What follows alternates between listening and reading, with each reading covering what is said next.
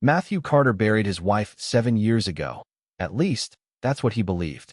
But when he spotted Julia Carter alive and laughing on a Spanish beach beside his best friend, Daniel, the truth unraveled into a story of betrayal, fraud, and a disappearance that was never what it seemed. It began on an ordinary evening, the kind of night that should have faded into memory without leaving a trace. Matthew Carter remembered Julia slipping her coat on before heading out, saying she needed some air after a long day. She often drove to clear her head, and no one thought much of it at the time. But by the next morning, her car was discovered at the edge of a narrow country road, parked haphazardly near a ravine. The driver's door hung slightly open, and inside the vehicle lay her phone, her purse, and even her wallet. It was as if she had simply stepped away for a moment and never returned. The search began immediately. Neighbors, police officers, and volunteers combed through dense woods with flashlights and dogs, calling her name into the night. Helicopters circled overhead, their beams sweeping across the dark river that cut through the valley. For days, there was no trace, no clue, nothing to explain her sudden absence.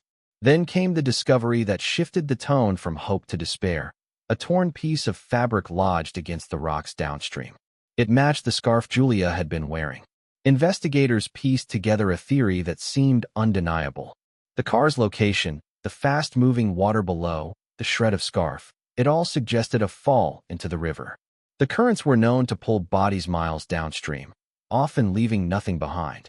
Without a body, they could not close the case completely, but the conclusion was presented with quiet certainty.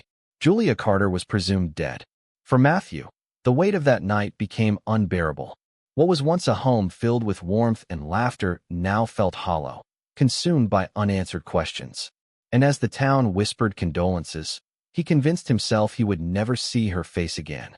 The weeks following Julia's disappearance blurred together for Matthew. The house that once felt alive with her presence now echoed with silence. Every room carried a reminder. A favorite book left half open on the couch, the faint scent of her perfume lingering in the bedroom, photographs that seemed to look back at him with questions he couldn't answer. Their daughter, too young to fully understand the permanence of loss, asked when her mother was coming home. Each time, Matthew struggled for words, offering only the soft reassurance that she was gone, but loved them still. The community rallied around him at first.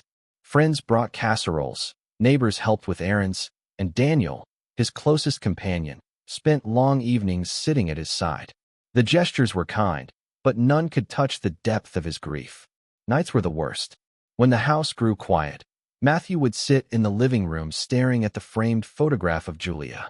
He memorized every detail of her smile, the curve of her hair, as though fixing her image in his mind could keep her alive. Despite the police report that declared her likely drowned, unease gnawed at him. The lack of a body left a sliver of hope, or perhaps doubt, that made healing impossible. Some whispered that she might have run away, others suggested darker suspicions, but Matthew forced himself to believe the official story. Holding on to any other possibility seemed unbearable. Years passed, yet the wound never closed. Birthdays, holidays, and milestones for his daughter came and went, each one haunted by the empty chair at the table. Friends eventually moved on. The neighborhood returned to its rhythm, but Matthew remained trapped in the memory of what he had lost. The grief became not a storm, but a shadow that followed him everywhere. 7 years after Julia's disappearance, Matthew made a decision he had long avoided, to take his daughter on a trip far from home.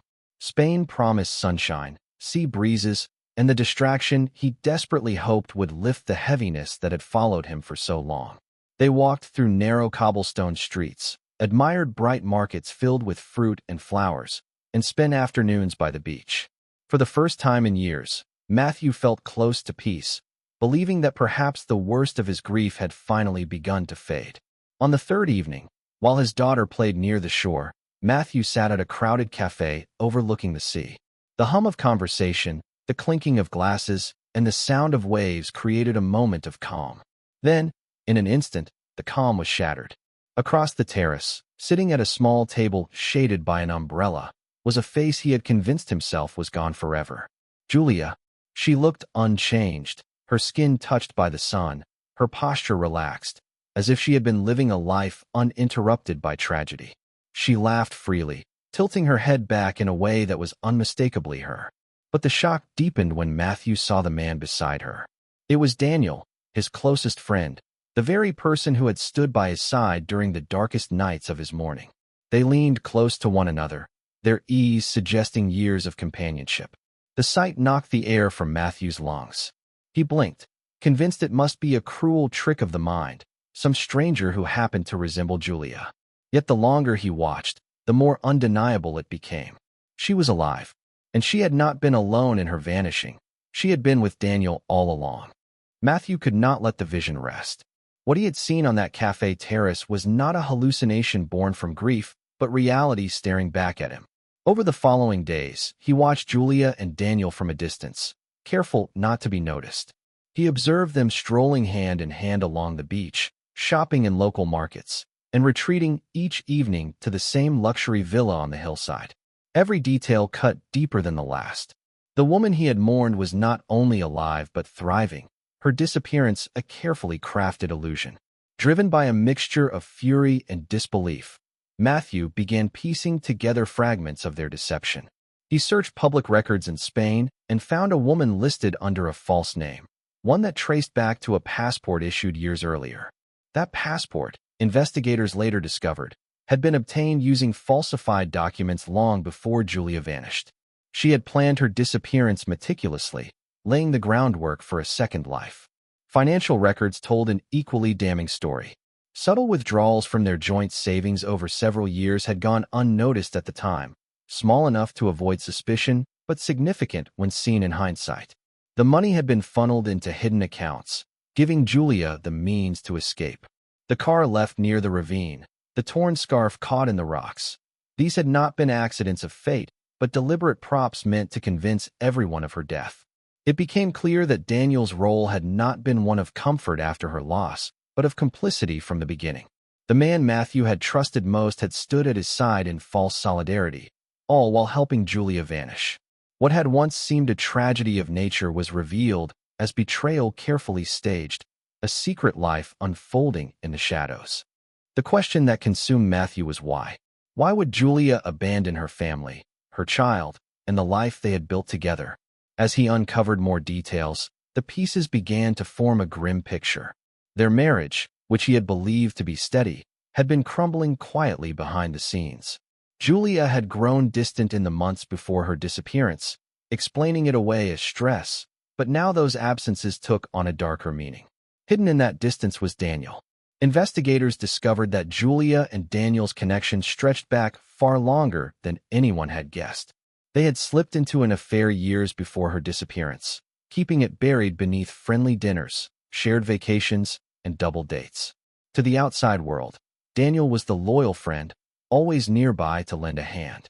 To Julia, he was the escape she had chosen long before her staged death. The secrecy gave their relationship a thrill, but secrecy also made it dangerous. Eventually, one of them must have decided that the only way forward was to erase the life Julia already had. The motives extended beyond love or lust. With Julia presumed dead, Matthew collected a life insurance payout that quietly vanished not long after. Records showed transfers into accounts linked to Daniel, money that had been siphoned off to fuel their life abroad. To them, the plan had been perfect. Julia would disappear, Daniel would remain to console Matthew, and once enough time had passed, they would reunite elsewhere, free and wealthy. What haunted Matthew most was the realization that every moment of grief he had shared with Daniel had been a lie. His best friend's sympathy, the long nights spent talking about Julia, the tears shed, all of it had been a performance designed to hide betrayal. The deception was not just calculated, it was cruel beyond measure. Matthew returned home carrying more than photographs and suspicions. He carried the kind of evidence that reignites cold cases.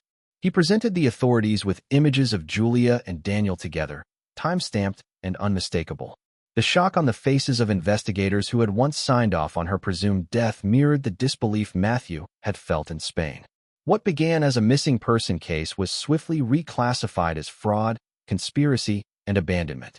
Detectives began retracing Julia's hidden footsteps.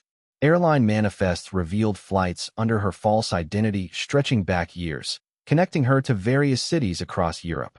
Surveillance footage placed her in hotels, train stations, and ports where she had lived unnoticed. Each discovery reinforced the scale of her deception. The trail was not one of a frightened woman running for survival, but of someone carefully building a new life out of lies. The insurance company quickly became involved, launching its own investigation into the payout Matthew had innocently received and then unknowingly lost.